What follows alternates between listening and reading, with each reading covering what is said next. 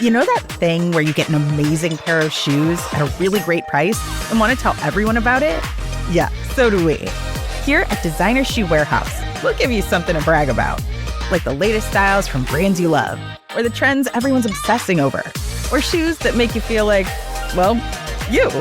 So go ahead, show off a little. Find shoes that get you at prices that get your budget. Head to your DSW store or DSW.com today. DSW, let us surprise you. It never happens at a good time. The pipe bursts at midnight. The heater quits on the coldest night. Suddenly, you're overwhelmed.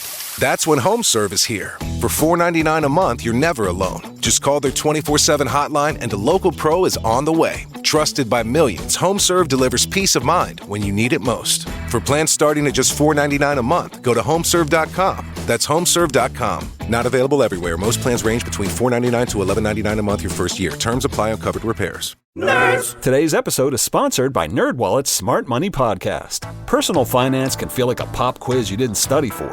This podcast is your study guide. On NerdWallet's Smart Money Podcast, you'll hear from trusted journalists who explain the why behind major financial decisions. You'll get research-backed insights and clear pros and cons, whether you're planning a big purchase or just want to grow your wealth. Make your next financial move with confidence. Follow NerdWallet's Smart Money Podcast on your favorite podcast app. Danny stopped at the corner cafe, halfway between his apartment and the office, as he had nearly every weekday for the past 4 years. The girl behind the counter recognized him immediately, though neither of them knew the other's name. Their relationship existed entirely inside a sequence of repeated phrases. Medium drip? Please. Room for cream? Little bit. She tapped the register without looking at him. Danny stood beneath the menu board while espresso machines hissed and groaned behind the counter like irritated animals. The place smelled pleasantly overworked, burnt coffee beans, warm milk, sugar syrup, wet cardboard. Someone near the window was laughing too loudly at something on their phone. When the barista handed him the cup a minute later, there was a small smiley face floating in a thin layer of cream at the surface. 2 dots and a curved line drawn with caramel drizzle. It was crude enough to be accidental and deliberate enough not to be. Danny gave a polite smile, though something about the face unsettled him in a way that he couldn't immediately explain. The eyes were uneven. One sat slightly lower than the other, making the expression look warped somehow, less cheerful than strained. He turned the lid over the cup and covered it. Outside, the morning crowd carried him downtown in waves. Office workers crossed against lights and clumps of dark coats and earbuds. Construction workers clustered around food carts, exhaling cigarette smoke into the cold.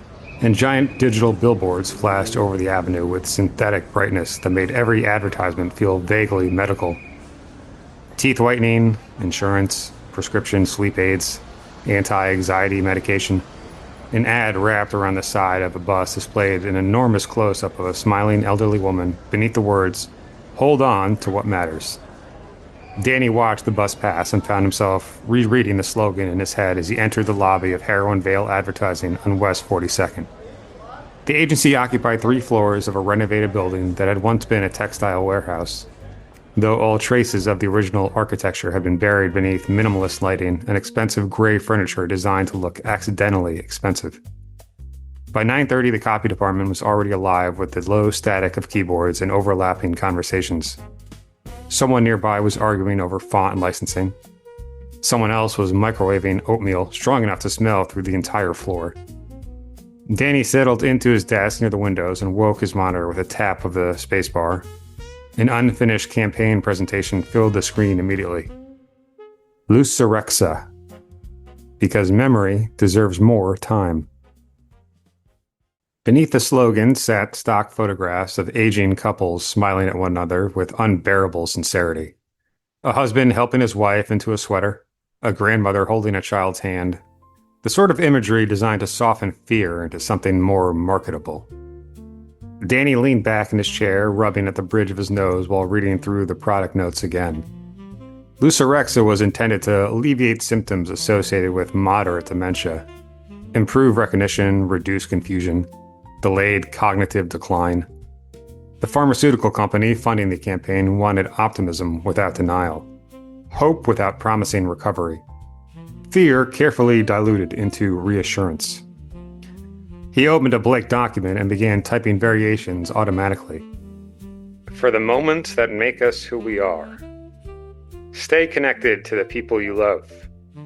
Memory fades, love remains. Danny stopped there, fingers hovering over the keyboard. Across the office, a television mounted near the conference room played a muted morning news segment showing aerial footage of traffic congestion. Danny's attention drifted absently until he noticed a reflection in the darkened edge of his monitor. Something on the desk near his elbow. At first, he thought coffee had spilled there sometime earlier in the week. A faint crescent-shaped stain darkened against the wood veneer. He shifted slightly in his chair, and the shape seemed to change with the angle of the light, resolving into something strangely familiar. 2 pale circles near the top. A longer smudge beneath them. Eyes. A mouth. Danny frowned. The mark looked uncannily like a human face pressed sideways against the desk from beneath the surface, as though someone had been trapped inside the wood and had tried very gently to breathe through it. The conference room was washed in pale afternoon light, the glass walls surrounding it turning the entire space into something halfway between a fish tank and a pressure cooker. Printouts from the campaign had been spread across the table in loose, disorganized stacks besides coffee cups, legal pads, and somebody's abandoned protein bar. Outside the windows, Midtown drifted by in muted motion several stories below, taxis crawling through intersections while digital billboards flashed silently against nearby buildings.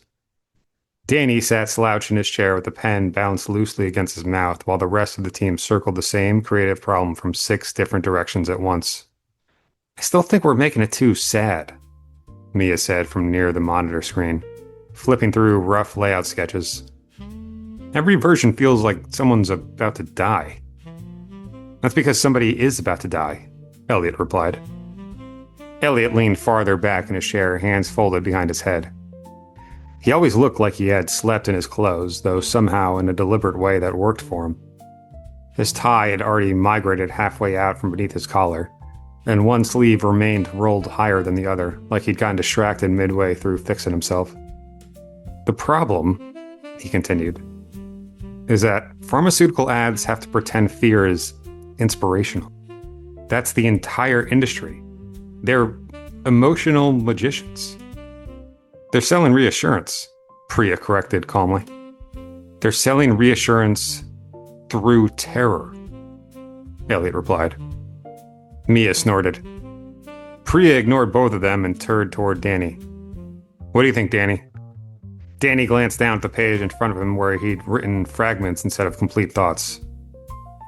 Recognition, small moments, holding on to self.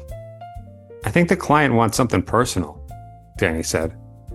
Not broad inspiration, smaller details. Like what? Mia asked.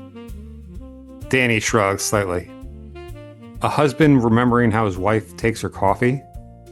Somebody recognizing a voice before a face? Things like that. Priya nodded almost immediately. That's good. Elliot pointed at Danny. See? Human specificity. That's the stuff they love. The second you make it about universal truth, everybody rolls their eyes. But somebody remembering exactly 2 sugars? People eat that up. Because it feels real, Mia said. Exactly, Elliot told her. Priya began jotting down notes onto her tablet. The client also mentioned they want families involved, but not in, a depressing way. Supportive, warm. No hospitals, Elliot added. No hospitals, Priya agreed. No rain against windows, no wheelchairs, no lonely man staring at framed photographs while a piano commits emotional blackmail. Mia laughed at that. You've thought about this way too much, Elliot. I watch commercials. I'm a student of the human condition, Mia.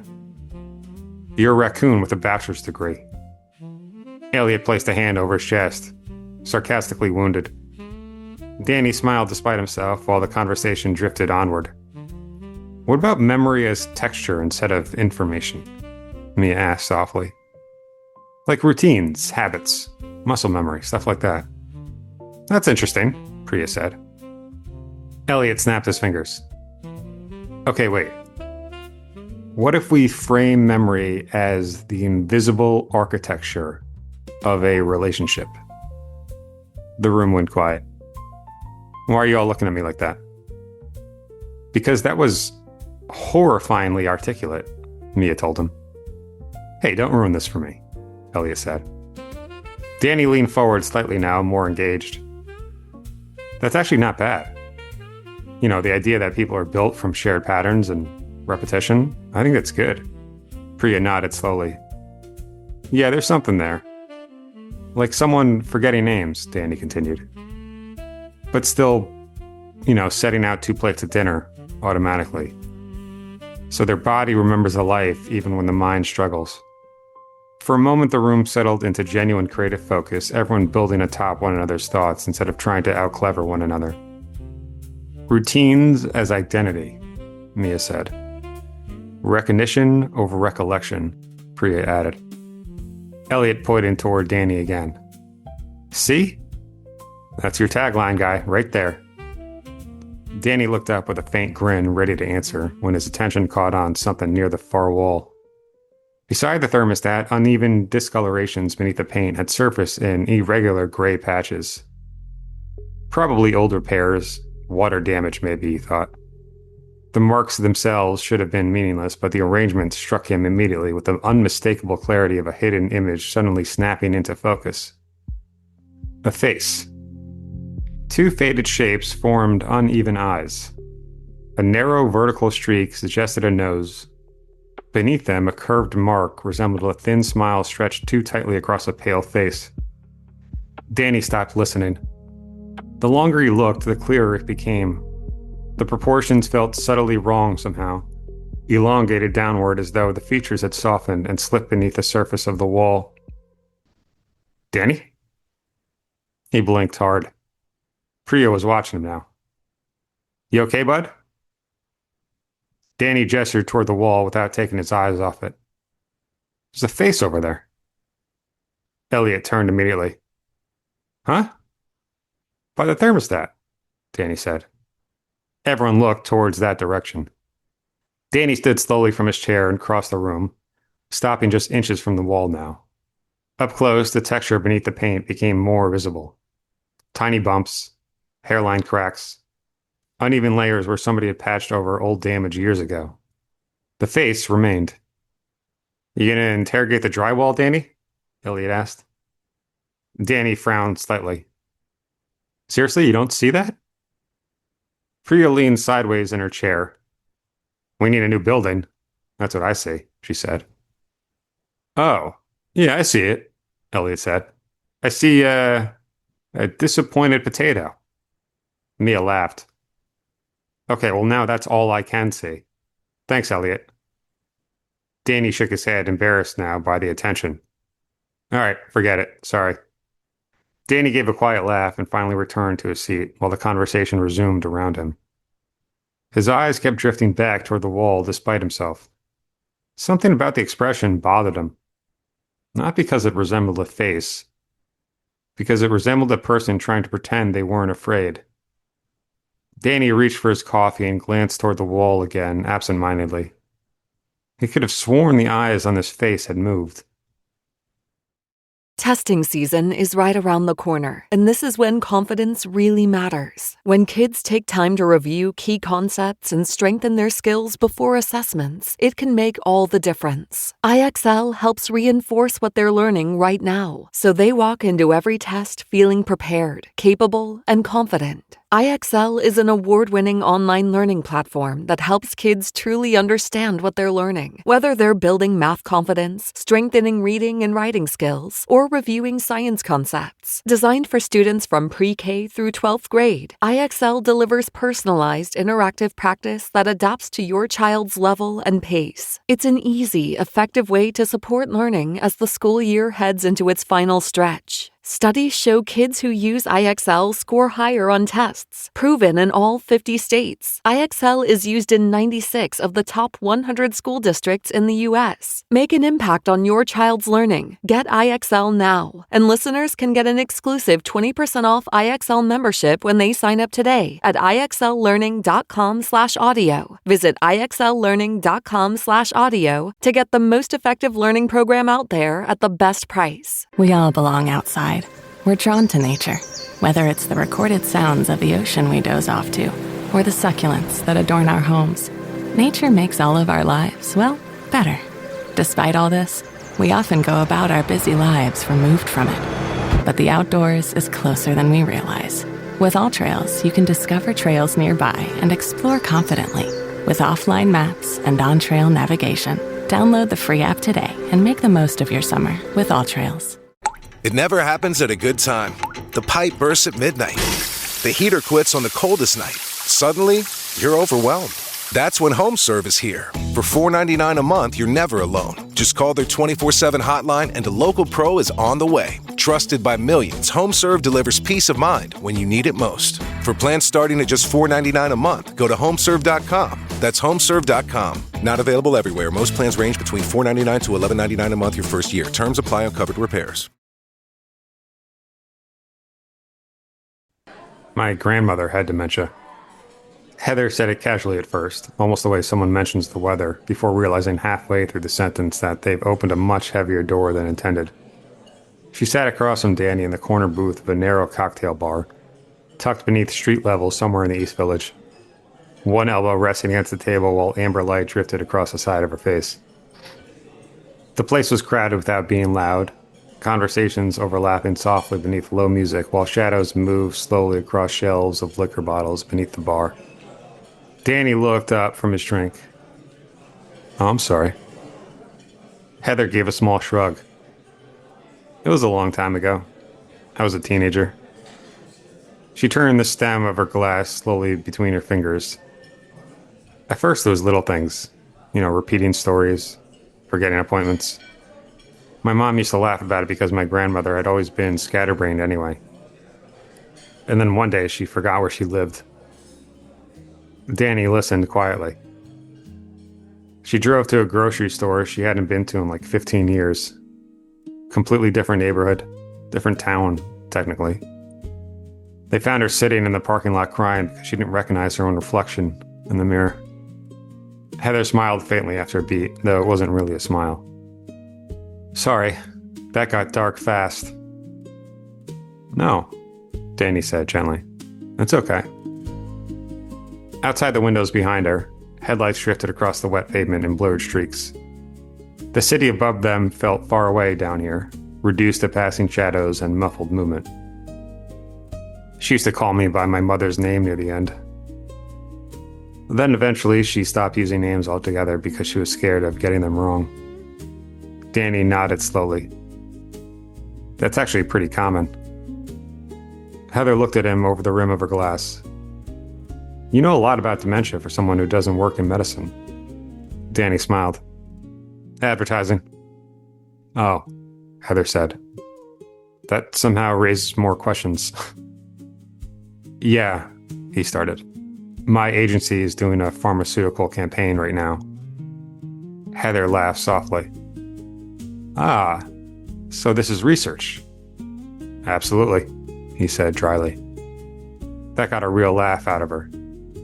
Danny took another sip from his drink before leaning back slightly in the booth. "The scary part is how fast the numbers are climbing," he told her. "There are more than 50 million people worldwide living with dementia right now. By the middle of the century, it's expected to triple." Heather blinked. "Seriously? Oh, that's horrifying." "Well," he started, "humanity's getting older. We got very good at extending life before figuring out how to preserve quality of life." "That sounds like something you wrote for work." Danny pointed lightly at her. Heather smiled into her drink again, and for a while the conversation loosened away from heavier territory. They drifted into easier rhythms after that, the kind that only really happens when two people realize they enjoy listening to each other. Heather worked in gallery administration and had a habit of speaking with her hands whenever she became animated. Danny learned she hated silent elevators, had once broken her wrist falling off a rented scooter in Lisbon, and maintained an irrational, lifelong distrust of magicians. "They're just so smug," she explained to him. "That is not a legitimate fear," he told her. "Well, they always act like they're, outsmarting reality." "I think you're describing warlocks," he told her. "There's overlap," she replied. Danny laughed harder than he expected to. By the time the second round of drinks arrived, the distance between them had softened almost imperceptibly. Their knees occasionally brushed beneath the table now, without either acknowledging it.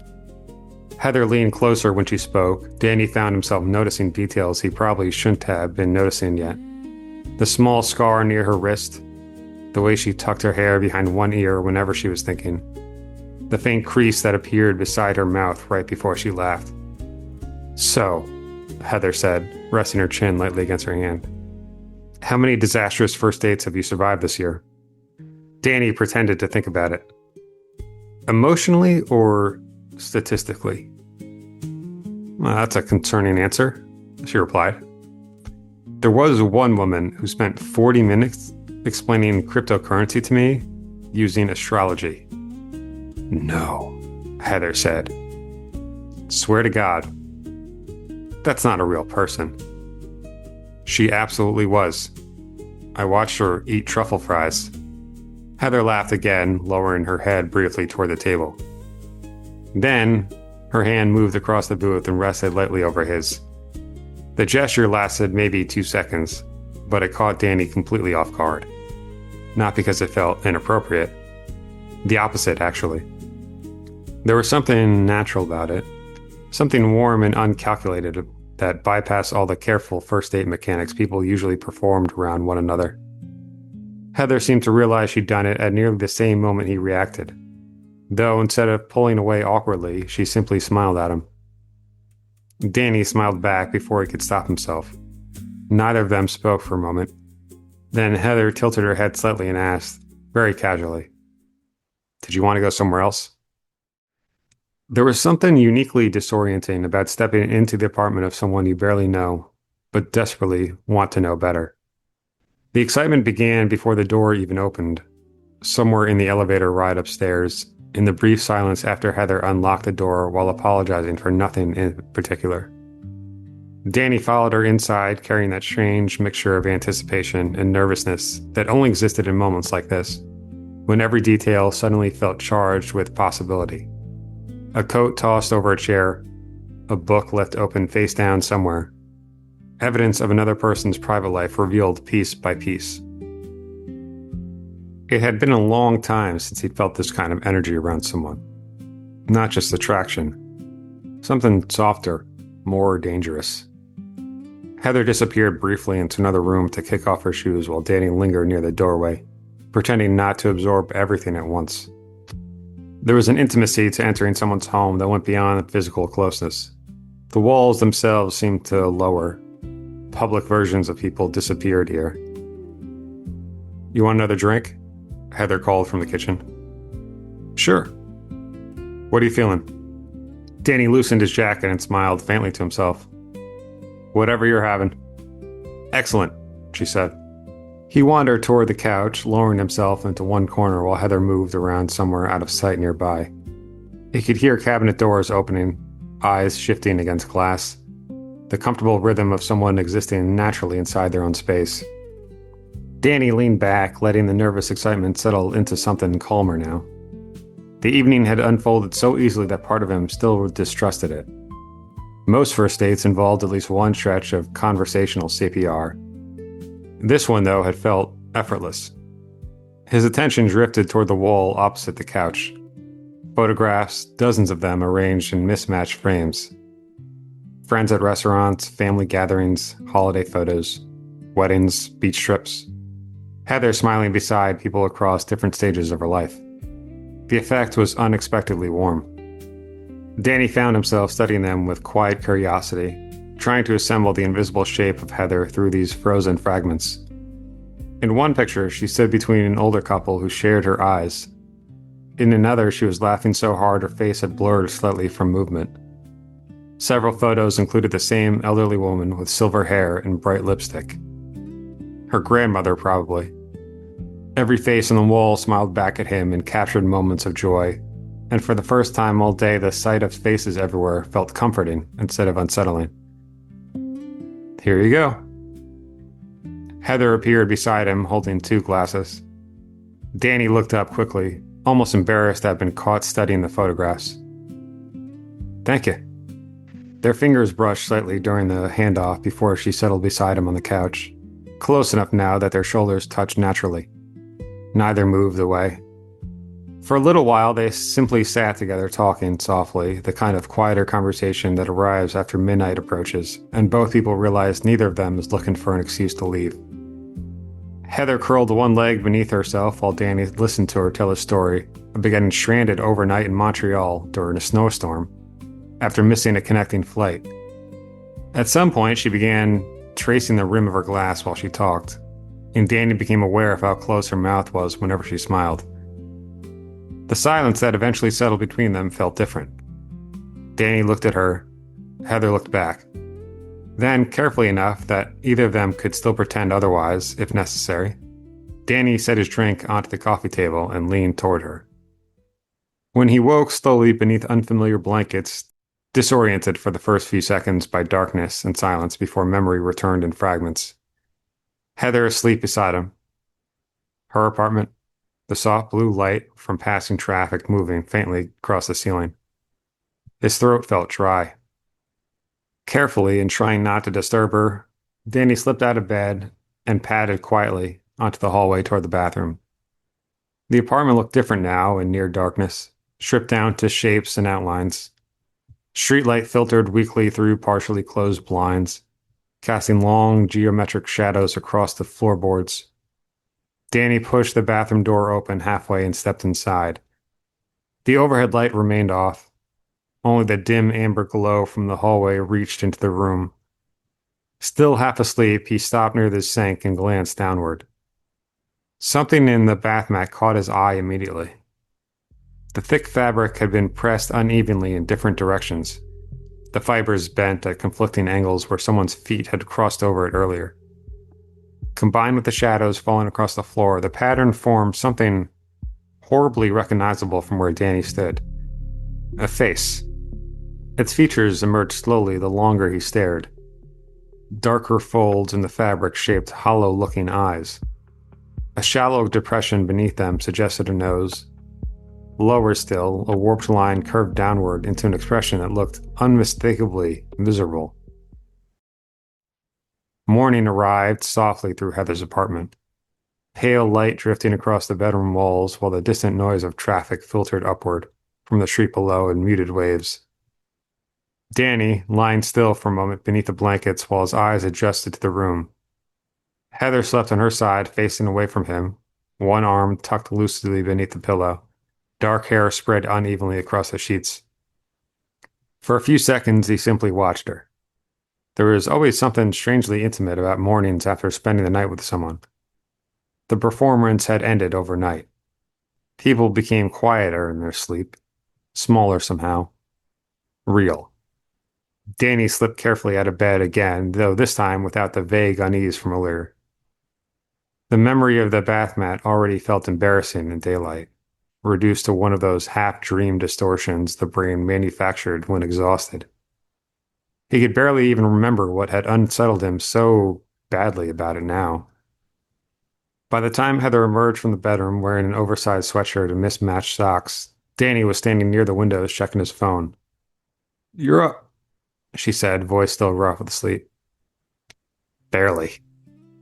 She smiled lazily at him before wandering into the kitchen without another word. Danny watched her move around the apartment with the effortless familiarity of someone fully herself, now that the morning had erased the careful choreography of their date. Cabinets opened, drawers slid shut. Music began playing quietly somewhere from a speaker he couldn't see. "What do you want for breakfast?" she asked. "Oh, you're making breakfast." That wasn't an answer. she said. Danny laughed. Chef's choice. Heather pointed a spatula at him. That's a dangerous request. Heather cooked while Danny sat at the counter nursing coffee and offering deeply unhelpful commentary. Eggs hissed in a skillet while sunlight slowly expanded across the kitchen floorboards. At one point, Heather accused him of hovering. Danny argued that observation was morally distinct from hovering. She disagreed firmly. Danny found himself smiling more than he usually did around people. It wasn't forced. Around Heather, conversation seemed to arrive naturally, without the usual internal calculation of when to speak or how much to reveal. They slipped easily between joking and sincerity in a way that felt usually rare for two people who barely knew each other. At one point, Heather slid a plate toward him and leaned against the counter, watching him take the first bite. How is it? Danny nodded approvingly. 2 thumbs up. A few minutes later, she crossed back over, carrying fresh coffee, and set a mug down in front of him. Danny glanced into the cup. Milk floated across the surface in a pale, swirling pattern. 2 small, darker circles near the rim. A curved line beneath them. A smiley face. Oh, that's cute, he said. What's cute? Heather asked. Danny looked up, and then back down again. The shape in the coffee shifted subtly as the liquid moved. The smile seemed thinner now, uneven. Not quite a smile at all anymore. Oh, Danny stopped himself. Nothing. Heather studied him briefly, sensing the hesitation without understanding it. Are you okay? Yeah, he said quickly. Just, tired. The image lingered in his mind long after he left her apartment. The subway ride downtown was spent with his phone inches from his face while commuters swayed silently around him. Danny stood near the train doors, scrolling through search results beneath the harsh fluorescence of the car. Seen faces in random places. The results arrived instantly. Psychology articles, Reddit threads, academic papers, BuzzFeed-style lists of, quote, creepy objects that look weirdly human. Danny skimmed through them rapidly at first, then more carefully as certain descriptions began sounding uncomfortably familiar. Humans, apparently, were extraordinarily good at recognizing faces. Too good, maybe. The brain possessed entire regions dedicated specifically to facial recognition. Neural machinery evolved over millions of years to identify expressions quickly and instinctively. Survival depended on it once. Better to mistake a shadow for a person than a person for a shadow. As the train rattled beneath the city, Danny continued refining his search. Why do I keep seeing faces? Faces in objects, psychology, seeing expressions in random patterns. Eventually, he found a word he could barely pronounce. Pareidolia. Danny read the definition 3 separate times. A psychological phenomenon in which the mind perceives a familiar pattern where none exists, often faces. Clouds shaped like animals, religious figures appearing in toast, faces seen in tree bark, electrical outlets, stains, curtains, rock formations. The examples became stranger the farther he scrolled. There had been people convinced they'd seen the face of Jesus in grilled cheese sandwiches. The man in the moon, reports of faces appearing in smoke during fires, an entire internet culture dedicated to photographs of everyday objects that look disturbingly human when viewed from the right angle. Danny found an article explaining that infants instinctively preferred face-like arrangements within hours of birth. Another described experiments showing humans could identify facial patterns using only 3 dots to arrange correctly. 2 eyes and a mouth. That was all it took. The subway screeched into another station. Danny barely noticed. By the time he surfaced onto the sidewalk near his office, he was already halfway through an academic breakdown discussing predictive processing. the brain's tendency to impose meaning onto something incomplete visual information. Apparently, fatigue increased susceptibility. Stress, too. Anxiety. Sleep deprivation. That part comforted him slightly. The past few weeks at work had been brutal. Another article described the phenomenon as completely normal, common across nearly all cultures and age groups. Not a disorder, not hallucinations, just the brain overperforming one of its oldest survival functions. And yet, Danny kept searching. Something about that explanation felt incomplete. Seeing faces was one thing, but the expressions bothered him. The consistency bothered him. Every example online involved harmless recognition after the fact. A person noticed a face-like pattern and laughed about it. Nobody described the awful certainty Danny kept feeling whenever it happened. The instinct that expressions meant something. That was Danny's general philosophy. Everything meant something. Nothing was random. It was then that Danny realized that nobody had mentioned the faces changing. As he crossed the final avenue toward work, Danny typed one final search into his phone, trying to complete his initial investigation before the official start of his workday. His new question: can pareidolia get worse? The answer appeared immediately. Yes.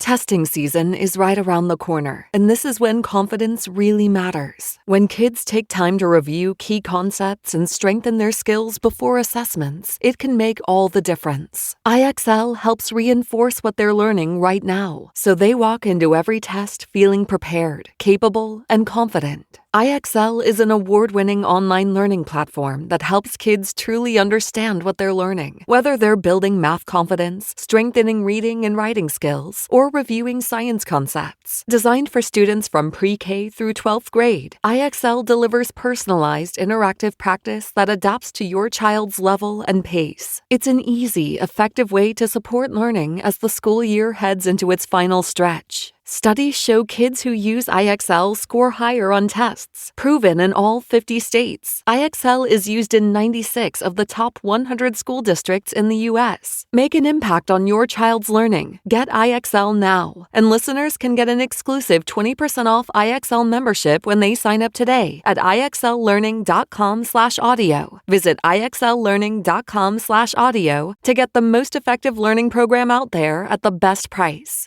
Mom, can you tell me a story? Sure. Once upon a time, a mom needed a new car. Was she brave? She was tired, mostly. But she went to Carvana.com and found a great car at a great price. No secret treasure map required. Did she have to fight a dragon? Nope. She bought it 100% online. From her bed, actually. Was it scary? Honey, it was as unscary as car buying could be. Did the car have a sunroof? It did, actually. Okay, good story. Car buying you'll want to tell stories about. Buy your car today on Carvana. Delivery fees may apply. Question. Real estate in California. What the Seriously, can someone help? What's an escrow? What's an ARM? What is an REO? What is pre-approval? Can I get pre-approval? Why is inventory so low? Why are interest rates so high? Oh, interest rates not so high? How low is low? How not so high is right? Before you go down the road of questions, get expert help at championsofhome.com. California Association of Realtors. Who's your realtor?